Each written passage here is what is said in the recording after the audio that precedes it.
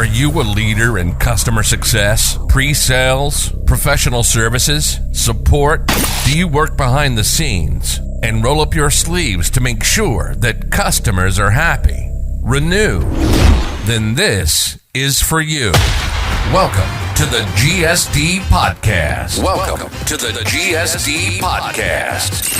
Getting it done. Services, success, and software. We'll talk with the pros that have been in the trenches, getting service teams off the ground, launching new types of groups to service customers, or running agencies that don't have a product attached to it. For the pros, by the pros. This is the GSD Podcast, and this is your host, Jeff Kushmerek.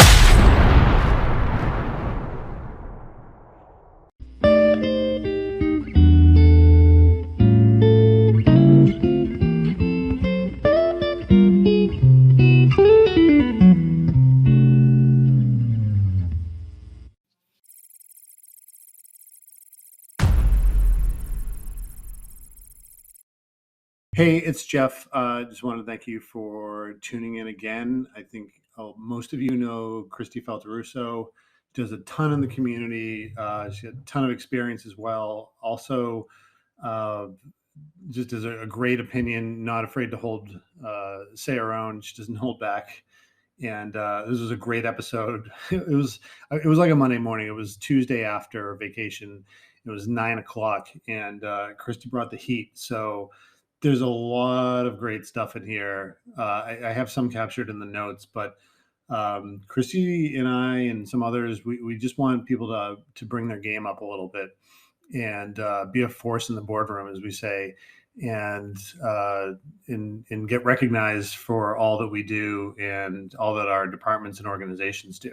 So definitely give this a listen. Break out your notebook. There's tons of great tips. It's not just fire. There's also and this is how you solve the problem. And I loved it. And there's like a million quotes that I got out of this when I was re-reviewing the transcript. So enjoy, and we'll see you on the next one. All right. So as usual, we've been talking for a while and all warmed up, but I should probably now hit record and introduce Kristi Faltorusso from Client Success and many other, which I'm going to let her talk about in a second here. And we're here to talk about a concept that's pretty near and dear to our hearts, and we're already fired up to talk about it. But Kristi, give us the 3-minute on why you're an expert in this field to talk about this particular subject. Oh gosh. All right. Give quick background. So been in the customer success space for the past decade, a little just over a decade, I guess now. Have worked at 5 different organizations where I build, scale, or transform customer success. That's kind of my sweet spot. I love a hyper growth company, anywhere from 20 million to 85 million. I'm a builder. So love to be a part of establishing what great customer success could look like and the impact it could have on a business. I am already so pumped for this conversation. I don't even talk anymore about myself. I am currently the Chief Customer Officer at Client Success. We are a customer success management software. So we help our customers from new to renew manage that entire post-initial sales lifecycle. So really excited to be here today, Jeff, and I can't wait to get started. Oh, I know. So some background for this conversation. Kristi and I were at a super spreader event. Sorry, we were at Gainsight Pulse.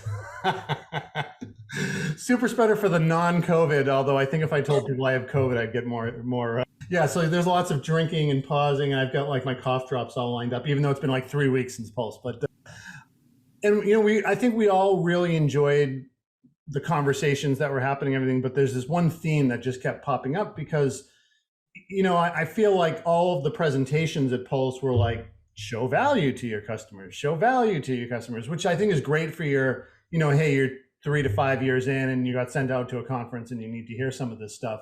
But then for all of us who are, let's just say, having side conversations and things like that, we're we really need to tell these people to get their game on, right? And then we started talking about podcast topics, and I always say, what's something that you're passionate about? And we just dove right into this, which is essentially, you have to step up your game and be a leader for your team.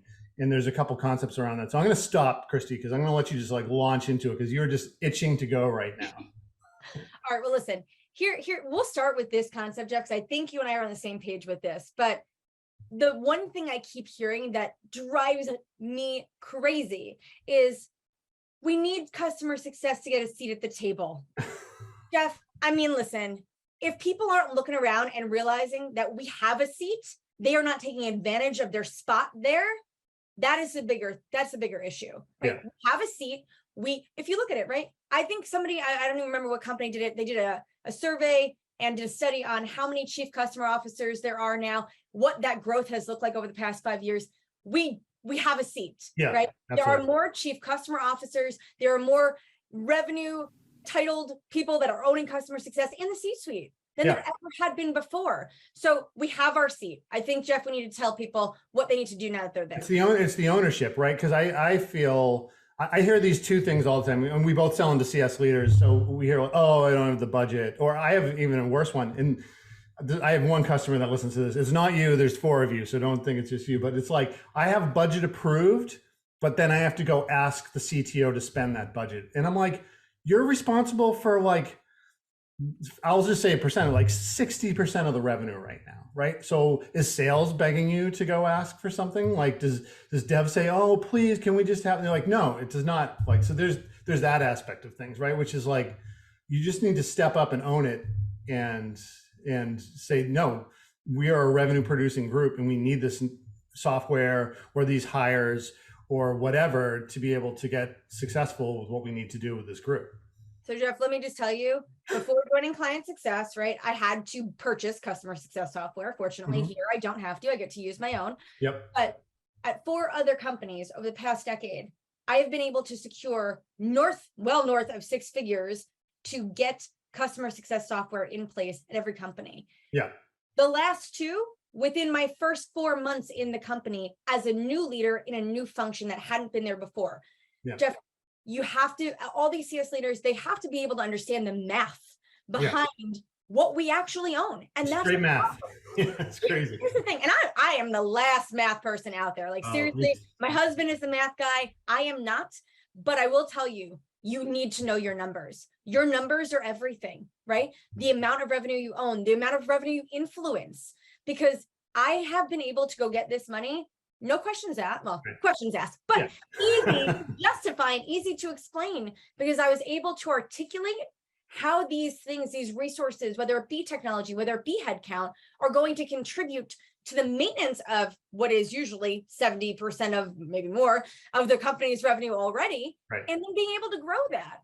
So if you can't tell the story using data and using your revenue metrics to go and make the justifications for your software, for your people, for your training and enablement, all of these things, you're doing it wrong. That's right. It's all got to be justified